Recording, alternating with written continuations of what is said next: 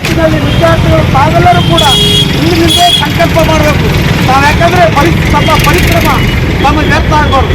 ಇಲ್ಲಿ ಎಷ್ಟೋ ವಿದ್ಯಾರ್ಥಿಗಳಿದ್ದೀರಿ, ನಾವು ಕೂಡ ಒಂದು ವೈದ್ಯಕೀಯ ಉನ್ನತವಾದಂಥ ಡಾಕ್ಟರ್ ಆಗಬೇಕು, ಇಂಜಿನಿಯರ್ ಆಗಬೇಕು, ವಕೀಲರಾಗಬೇಕು, ಅನೇಕ ಕನಸುಗಳನ್ನು ಹೊತ್ತುಕೊಂಡು ಈ ಕಾಲೇಜಿಗೆ ಬರ್ತೀರಿ. ಆ ಕಾಲೇಜಿನ ವಿದ್ಯಾಸಂಸ್ಥೆಯಲ್ಲಿ ನಡೆಸುವಂಥವ್ರೆ ಈ ಪ್ರಶ್ನೆ ಪತ್ರಿಕೆಯನ್ನು ಸೋರಿಕೆ ಮಾಡಿದರೆ ಏನು ಮಾಡೋದು? ಯಾಕಂದ್ರೆ ಯಾರೋ ಒಬ್ಬ ಬಂಡವಾಳಶಾಹಿ ಎಲ್ಲೋ ಕೊಟ್ಟು ದುಡ್ಡು ಕೊಟ್ಟು ತನ್ನ ಮಗನ್ನು ಪಾಸ್ ಮಾಡಲು 1 ಲಕ್ಷ ರೂಪಾಯಿ ಕೊಟ್ಟು ಕ್ವೆಶ್ಚನ್ ಪೇಪರ್ ಲೀಕ್ ಮಾಡಿ ಅವನು ಬರೆದು ಅವನು ಪಾಸ್ ಆದರೆ ಇಲ್ಲಿ ನಿಜವಾಗ್ಲೂ ಹಗಲು ರಾತ್ರಿ ಕಣ್ಣಾಗಿ ಎಣ್ಣೆ ಹಾಕೊಂಡು ಓದಿರುವಂಥ ವಿದ್ಯಾರ್ಥಿಗಳ ಬಾಳು ಏನಾಗುತ್ತೆ? ಈ ನೀಟ್ ಪರೀಕ್ಷೆ ಲೀಕ್ ಆದಾಗ ಕಳೆದ 21 ವಿದ್ಯಾರ್ಥಿಗಳು ದೇಶದ ವಿವಿಧ ಮೂಲೆಗಳಲ್ಲಿ ಆತ್ಮಹತ್ಯೆ ಮಾಡಿಕೊಂಡ್ರು. ಅವ್ರು ಯಾಕೆ ಆತ್ಮಹತ್ಯೆ ಮಾಡಿಕೊಂಡ್ರು? ಅವರು ಅಷ್ಟೊಂದು ಶ್ರಮ ಪಟ್ಟಿದ್ರು. ಮತ್ತೆ ಪ್ರಶ್ನೆ ಪತ್ರಿಕೆ ಲೀಕ್ ಆಯಿತು, ಮತ್ತೆ ಇನ್ನೊಂದು ಎಕ್ಸಾಮ್ ಹೇಳಿದಾಗ ಬರೀ ಮತ್ತೊಂದು ವರ್ಷದಿಂದ ಇರುವುದು ಆವಿಷ್ಯ ಕಡಿಮೆ ಇದೆ ಈ ಕಾಲದಲ್ಲಿ. ಆದರೆ ಯಾರು ಪ್ರಶ್ನೆ ಪತ್ರಿಕೆ ಸೋರಿಕೆ ಮಾಡಿದ್ರು ಅಂಥವ್ರನ್ನ ಕೂಡಲೇ ಬಂಧಿಸಲಿಲ್ಲ, ಅಂಥವ್ರ ಮೇಲೆ ಕ್ರಮ ತಗೋದಿಲ್ಲ. ಅವ್ರು ಏನು 21 ಜೀವ ಹೋಗಿದಲ್ಲ ವಿದ್ಯಾರ್ಥಿಗಳು, ಅಂಥವ್ರ ಮಕ್ಕಳಿಗೆ ಪರಿಹಾರವನ್ನು ಕೂಡ ಘೋಷಣೆ ಮಾಡಿಲ್ಲ ಕೇಂದ್ರ ಸರ್ಕಾರ. ಯಾಕಂದ್ರೆ ನೀವು ಕೂಡ ನಮಗೂ ಕೂಡ ಮಕ್ಕಳಿದ್ದಾವೆ. ನನ್ನ ಮಗನೂ ಕೂಡ PUCಯಲ್ಲಿದ್ದಾನೆ. ಆ ಎಲ್ಲರ ಮನೆಯಲ್ಲೂ ಕೂಡ ಯಾರು ಯಾವಾಗ ತಮ್ಮ ಮೇಲೆ ಸತ್ತರೆ ಕೂಡ ತೊಂದರೆ ಗೊತ್ತಾಗುತ್ತೆ. ಅದೇ ರೀತಿ ಕೇಂದ್ರ ಸರ್ಕಾರದ ಧರ್ಮೇಂದ್ರ ಪ್ರಧಾನದ ಮಗಳು ಅಮೆರಿಕಾದ ಒಂದು ವಿಶ್ವವಿದ್ಯಾಲಯದಲ್ಲಿ ಶಿಕ್ಷಣ ಪಡೆದಿರ್ತಾಳೆ. ಆದರೆ ತಾವೆಲ್ಲ ಇದ್ದಿರಲ್ಲ ಜಂಟಿಗಳು ಆ ಶಿಕ್ಷಣ ಮಂತ್ರಿಯ ಒಂದು ಇನ್ಸ್ಟಾಗ್ರಾಮ್ ID, ಫೇಸ್ಬುಕ್ IDಗೆ ತಾವೆಲ್ಲರೂ ಕೂಡ ಕಮೆಂಟ್ ಹಾಕಿದ್ದನ್ನು ನೋಡಿದರೆ ಇವತ್ತೇ ಧರ್ಮೇಂದ್ರ ಪ್ರಧಾನ್ ಅವರು ರಾಜೀನಾಮೆ ಕೊಡಬೇಕು. ಯಾಕಂದ್ರೆ ದೇಶದ ಯುವ ಜನತೆ ಅತಿ ಜಾಗೃತಿಯಾಗಿದೆ. ದೇಶದ ಮೂಲೆಯಿಂದ ದಿಲ್ಲಿಯ ಜಂತರ್ ಮಂತರ್ಗೆ ಹೋಗಿ ಎಲ್ಲರೂ ಪ್ರತಿಭಟನೆಯಲ್ಲಿ ಭಾಗವಹಿಸ್ತಾ ಇದ್ದಾರೆ. ಸೋನಂ ವಾಂಗ್ಚುಕ್ ಅವರನ್ನ ಗೌರವಯುತವಾಗಿ ಬಿಡುಗಡೆಗೊಳಿಸಬೇಕು. ಅವರನ್ನ ಮುಂಬರುವ ದಿನಗಳಲ್ಲಿ ಈ ದೇಶದ ಶಿಕ್ಷಣ ಮಂತ್ರಿಯನ್ನಾಗಿ ಮಾಡಬೇಕೆಂಬುದು ನಮ್ಮೆಲ್ಲರ ಪರವಾಗಿ ನಾನು ಕೇಂದ್ರ ಸರ್ಕಾರಕ್ಕೆ ಆಗ್ರಹಪಡಿಸುತ್ತೇನೆ.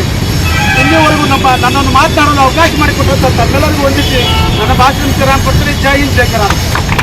ಉತ್ತಮವಾದಂಥ ಆರೋಗ್ಯ ಬೇಕು ಅಂತ ಕೇವಲ ಭಾಷಣ ಮೂಲಕ ಮಾಡುವಂಥ ನಮ್ಮ ಕೇಂದ್ರ ಸರ್ಕಾರ ಬಡ ಜನರ ಕಲ್ಯಾಣಕ್ಕೋಸ್ಕರ ಯಾರು ಕೂಡ ಈ ನೀಟ್ ಹಗರಣದಲ್ಲಿ ಭಾಗಿಯಾಗಿದ್ದರು. ಅನೇಕ ವರ್ಷಗಳಿಂದ ಲೀಕ್ ಆದಂಥ ಈ ಪ್ರಶ್ನೆ ಪತ್ರಿಕೆ ಸೋರಿಕೆಯಾದಲ್ಲಿ ಅಂಥವರಿಗೆ ಬೇಗನೆ ಕೇಂದ್ರ ಸರ್ಕಾರ ಕ್ರಮ ಯಾಕೆ ಕೈಗೊಳ್ಳಲಿಲ್ಲ ಎಂಬುದು ಇಡೀ ದೇಶದ ಪ್ರಶ್ನೆಯಾಗಿದೆ. ಇದನ್ನು ಖಂಡಿಸಿ ದೇಶದ ಜಂತರ್ ಮಂತರ್ನಲ್ಲಿ ನಮ್ಮ ವಿದ್ಯಾರ್ಥಿಗಳು ಮೊನ್ನೆ 20ನೇ ತಾರೀಕು ಸಂಸದ ಭವನಕ್ಕೆ ಮುತ್ತಿಗೆ ಹಾಕುವ ಒಂದು ಹೋರಾಟ ಮಾಡಿದರೆ ಆ ವಿದ್ಯಾರ್ಥಿಗಳ ಮೇಲೆ ಮನ ಬಂದಂತೆ ದೆಹಲಿ ಪೊಲೀಸರು ಅಂತ ನೆಪ ಹೇಳಿಕೊಂಡು ಭಿನ್ನ ಡ್ರೆಸ್ಸಿನಲ್ಲಿ ಅವರಿಗೆ ಚಳಿಯಿಂದ, ಮುಳ್ಳಿನಿಂದ, ಮಳೆಯಿಂದ ಅವರಿಗೆ ಹೊಡೆದು ಅನೇಕ ವಿದ್ಯಾರ್ಥಿಗಳಿಗೆ ಗಾಯಗೊಳಿಸಿದ್ದಾರೆ. ಆ ವಿದ್ಯಾರ್ಥಿಗಳು ನ್ಯಾಯ ಕೇಳುವುದು ತಪ್ಪ. ನಾವೆಲ್ಲರೂ ಇಲ್ಲಿ ಪ್ರತಿಭಟನೆಯಲ್ಲಿ ಭಾಗವಹಿಸಿದ್ದೀರಿ. ಇಲ್ಲಿ ಭಾಗವಹಿಸಿರುವ ಉದ್ದೇಶ ಏನಂದರೆ ನಾವು ಯಾರಿಗೂ ಕೂಡ ಅನ್ಯಾಯವಾಗಬಾರದು. ಮುಂದೆ ಈ ಅನ್ಯಾಯವನ್ನು ಮಾಡಿದಂಥ ಆರೋಪಿಗಳಿಗೆ ಉಗ್ರ ಶಿಕ್ಷೆ ಕೊಡಬೇಕೆನ್ನುವುದು ನಮ್ಮ ಸಂಕಲ್ಪದೊಂದಿಗೆ ಹೋರಾಟ. ಆದರೆ ಹೋರಾಟವನ್ನು ಧಿಕ್ಕರಿಸಿ, ಈ ಹೋರಾಟವನ್ನು ವಿರೋಧಿಸಿ ಅಲ್ಲಿ ದೆಹಲಿಯ ಪೊಲೀಸರ ನೆಪದಲ್ಲಿ ಕೆಲವು ಗುಂಡಾಗಳು ಆ ವಿದ್ಯಾರ್ಥಿಗಳ ಮೇಲೆ ಮನ ಬಂದಂತೆ ಹೊಡೆದಿತ್ತು. ನಾವೆಲ್ಲ ಸಾಮಾಜಿಕ ಜಾಲತಾಣಗಳಲ್ಲಿ, ದೃಶ್ಯ ಮಾಧ್ಯಮಗಳಲ್ಲಿ ನೋಡಿ ನಮಗೆ ಕಣ್ಣಲ್ಲಿ ನೀರು ಬರ್ತಾ ಇದೆ ಬಂಧುಗಳೇ. ಯಾಕಂದರೆ ಈ ದೇಶದ ಯುವ ಶಕ್ತಿ ಪ್ರಧಾನಮಂತ್ರಿಗಳಿಗೆ ಇವತ್ತೇನು ಬಸವನ ಬಾಗೇವಾಡಿ ನಮ್ಮ ರಾಷ್ಟ್ರೀಯ ಬಸವ ಸೈನ್ಯದ ವತಿಯಿಂದ ನಾವು ಆಗ್ರಹಿಸ್ತಾ ಇದ್ದೀವಿ. ವಿಶೇಷವಾಗಿ ಏನು ಎಲ್ಲ ಮಕ್ಕಳು ನೀಟ್ ಬರೆಯುವಂಥ ಕನಸು ಇಟ್ಕೊಂಡಿರ್ತಾರೆ. ನನ್ನ ಮಗ ಡಾಕ್ಟರ್ ಆಗಬೇಕು, ಮಗಳು ಡಾಕ್ಟರ್ ಆಗಬೇಕು ಅನ್ನುವಂಥ ಒಂದು ಆಸೆಗಳನ್ನು ಇಟ್ಕೊಂಡಿರ್ತಾರೆ.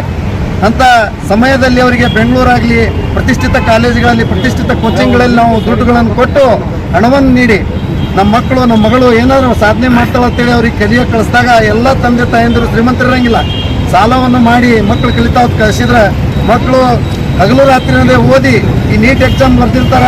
ಅದ್ರಾಗ ಯಾರೋ ದುಷ್ಟರು ಏನು ಮಾಡಿಬಿಡ್ತಾರ, ತಮ್ಮ ಸ್ವಾರ್ಥಕ್ಕಾಗಿ ಯಾರನ್ನೋ ಓಲೈಕೆಗಾಗಿ ಮತ್ತು ಯಾರದೋ ಮಕ್ಕಳಿಗೆ ಅನುಕೂಲ ಮಾಡೋಕ್ಕೆ ಹೋಗಿ ಸೋರಿಕೆಯನ್ನು ಮಾಡೋದ್ರ ಮುಖೇನ ಏನು ನಮ್ಮ ಮಕ್ಕಳು ಕಷ್ಟಪಟ್ಟಿರ್ತಾವೆ 2 ವರ್ಷಗಳ ಕಾಲ ಅವ್ರಿಗೆ ಹಿನ್ನಡೆ ಆಗಿಬಿಡ್ತದೆ. ಉದಾಹರಣೆಗಾಗಿ ಬಸವನ ಬಾಗೇವಾಡಿಯಲ್ಲಿ ನಮ್ಮ ಮಿತ್ರನ ಮಗ ಪ್ರತಿಷ್ಠಿತ ಕಾಲೇಜಿನಲ್ಲಿ ಇಟ್ಟಿದ್ದೀವಿ. ಅವ್ರು 2 ಲಕ್ಷ ರೂಪಾಯಿ ಅಮೌಂಟ್ ಇಟ್ಟು ಇಟ್ಟಾಗ ಅವನು 470ನೇ ರ್ಯಾಂಕ್ ಬಂದಿದ್ದ. ಆದರೆ ಈ ಎಕ್ಸಾಮ್ ಕ್ಯಾನ್ಸಲ್ ಆಗಿ ಮತ್ತೆ ನೆಕ್ಸ್ಟ್ ಪರೀಕ್ಷೆ ಬರೆದ್ರೆ ಅವ್ರು 500ಕ್ಕೆ ಬಂದುಬಿಟ್ಟಿದ್ದಾನೆ. ಅದು ಅವನು ಮೊದಲು 500 ಆಗಿತ್ತು, ಆಮೇಲೆ 400ಕ್ಕೆ ಬಂದುಬಿಟ್ಟ. ದುರ್ದೈವ ಅಂದ್ರೆ ಅವ್ರು ಬಹಳ ನೋವು ಮಾಡ್ಕೊಂಡ್ರು ಪಾಲಕರು, ಬಹಳ ಪ್ರತಿಷ್ಠಿತ ಕಾಲೇಜಿನಲ್ಲಿ ಇಟ್ಟಿದ್ರು. ಯಾಕಂದ್ರೆ ಒಂದೊಂದ್ಸಲ ಇವತ್ತು ಓದಿದ್ದು ನಾಳೆ ನೆನಪು ಬರಲ್ಲ. ಹಂಗಾಗಿ ಮಕ್ಕಳು ಪ್ರಿಪೇರ್ ಮಾಡಿರ್ತಾವೆ, 2 ತಿಂಗಳ ಮೋಸ ಮಾಡಿದಾಗ ಅಂತ ಪ್ರತಿಷ್ಠಿತ ಸಂಸ್ಥೆಗಳು ನಡೆಸ್ತಾ ಇದ್ದೇವೆ. ನೀಟ್ ಎಕ್ಸಾಮ್ ಅನ್ನು ಅದನ್ನು ರದ್ದುಗೊಳಿಸಬೇಕು.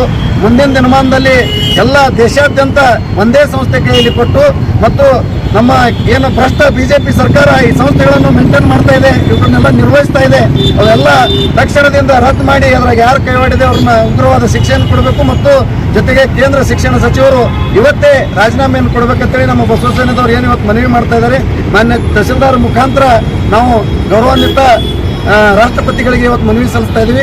ಇದರಲ್ಲಿ ಮಾತನಾಡಲು ಅವಕಾಶ ಕೊಟ್ಟಂತ ಮತ್ತು ಎಲ್ಲ ಪಾಲ್ಗೊಂಡಂತ ನಮ್ಮ ಕಾಲೇಜಿನ ಎಲ್ಲ ವಿದ್ಯಾರ್ಥಿನಿಯರಿಗೆ ಮತ್ತು ಬಸವಸೇನದ ಸಂಸ್ಥಾಪಕರಾದ ಶಂಕರಗೌಡ ಬಿರಾದಾರ್ ಅವರಿಗೆ, ಜೊತೆಗೆ ನಮ್ಮೆಲ್ಲ ಊರಿನ ಹಿರಿಯರಿಗೆ ಮತ್ತು ಎಲ್ಲ ಪತ್ರಿಕಾ ಮಾಧ್ಯಮದವರಿಗೆ ಅಭಿನಂದಿಸಿ ಈಗ ಮನವಿಯನ್ನು ಓದುವಂತ ಕಾರ್ಯಕ್ರಮವನ್ನು ಬಾಲಚಂದ್ರ ನಮ್ಮ ಮುಂಜಾನೆ ಅವರು ಪ್ರಧಾನಮಂತ್ರಿಯವರು ಭಾರತ ಸರ್ಕಾರ ನವದೆಹಲಿ ವಿಷಯ NTA ಸಂಸ್ಥೆಯನ್ನು ರದ್ದುಪಡಿಸಲು ಮತ್ತು ಕೇಂದ್ರ ಶಿಕ್ಷಣ ಸಚಿವರ ರಾಜೀನಾಮೆಗೆ ಆಗ್ರಹಿಸಿ ರಾಷ್ಟ್ರೀಯ ಬಸವ ಸೈನ್ಯ ಸಂಘಟನೆಯಿಂದ ಮಾನ್ಯ ತಾಲೂಕು ದಂಡಾಧಿಕಾರಿಗಳು ಬಸವನ ಬಾಗೇವಾಡಿ ಇವರ ಮುಖಾಂತರ ಮನವಿ.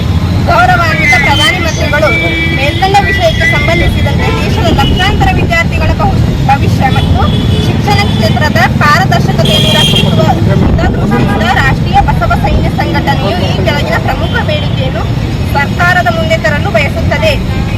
NTA ನ್ಯಾಷನಲ್ ಟೆಸ್ಟಿಂಗ್ ಏಜೆನ್ಸಿ ರದ್ದತಿ, ರಾಷ್ಟ್ರೀಯ ಪರೀಕ್ಷಾ ಏಜೆನ್ಸಿಯು ನಡೆಸುವ ಮೂಲಕ ಪ್ರಮುಖ ಸ್ಪರ್ಧಾತ್ಮಕ ಪರೀಕ್ಷೆಗಳಲ್ಲಿ ನಿರಂತರವಾಗಿ ನಡೆಯುತ್ತಿರುವ ಅಕ್ರಮಗಳು, ಪ್ರಶ್ನೆ ಪತ್ರಿಕೆ ಸೋರಿಕೆ ಮತ್ತು ಗೊಂದಲಗಳಿಂದಾಗಿ ದೇಶದ ಲಕ್ಷಾಂತರ ಪ್ರತಿಭಾವಂತ ವಿದ್ಯಾರ್ಥಿಗಳ ಭವಿಷ್ಯ ಕತ್ತಲೆಗೆ ತಳ್ಳಲ್ಪಟ್ಟಿದೆ. ಹೀಗಾಗಿ ತಕ್ಷಣವೇ NTA ಸಂಸ್ಥೆಯನ್ನು ರದ್ದುಗೊಳಿಸಿ ಪರೀಕ್ಷಾ ವ್ಯವಸ್ಥೆಯಲ್ಲಿ ಸಂಪೂರ್ಣ ಪಾರದರ್ಶಕತೆಯನ್ನು ತರಬೇಕು.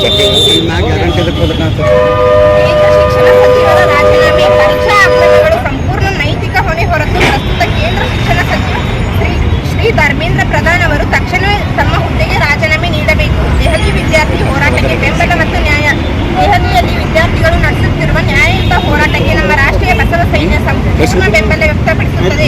ಶ್ರಮಜೀವಿ ವಿದ್ಯಾರ್ಥಿಗಳ ಆಕ್ರೋಶಕ್ಕೆ ಸ್ಪಂದಿಸಿ ಭಾವಿತ ವಿದ್ಯಾರ್ಥಿಗಳಿಗೆ ತಕ್ಷಣವೇ ಸೂಕ್ತ ನ್ಯಾಯ ಒದಗಿಸಬೇಕು. ನಮ್ಮ ದೇಶದ ಯುವ ಜನತೆಯು ಮತ್ತು ಶೈಕ್ಷಣಿಕ ವ್ಯವಸ್ಥೆ ಹಿತದೃಷ್ಟಿಯಿಂದ ಕೇಂದ್ರ ಸರ್ಕಾರವು ತಕ್ಷಣವೇ ಈ ವಿಷಯದಲ್ಲಿ ಮಧ್ಯಪ್ರವೇಶಿಸಿ ಸೂಕ್ತ ಮತ್ತು ಕ್ರಮ ಕೈಗೊಳ್ಳಬೇಕಾಗಿ ರಾಷ್ಟ್ರೀಯ ಬಸವ ಸೈನ್ಯ ಸಂಘಟನೆಯು ಪರವಾಗಿ ವಿನಂತಿಸಿಕೊಳ್ಳುತ್ತದೆ. ಧನ್ಯವಾದಗಳು.